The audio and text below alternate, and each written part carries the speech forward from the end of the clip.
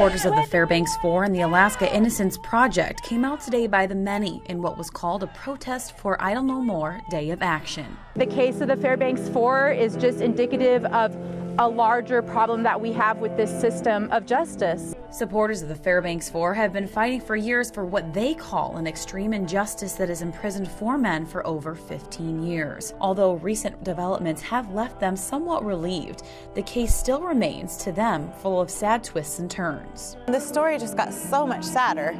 I mean, we lived for a long time with the knowledge that they put our innocent people in jail, and that's tragic. But to learn that as an additional consequence that human lives were lost is incomprehensible. Recently, the state of Alaska issued a response to the 131-page post-relief conviction filing, saying they would be conducting an independent review of the case. The response isn't a surprise. We've been dismissed and ignored for 16 years. We're pretty used to it.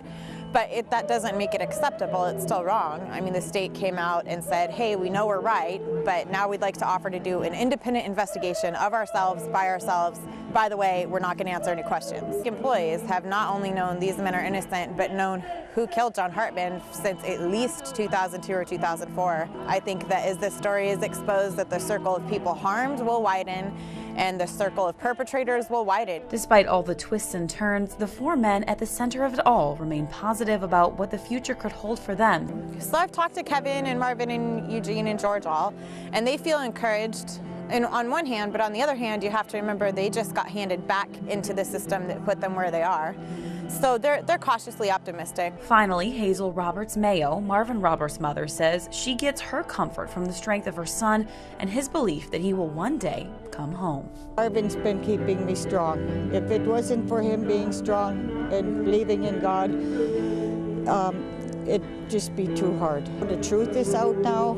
That's that is my biggest happiness, is the truth is out and the ball is rolling now.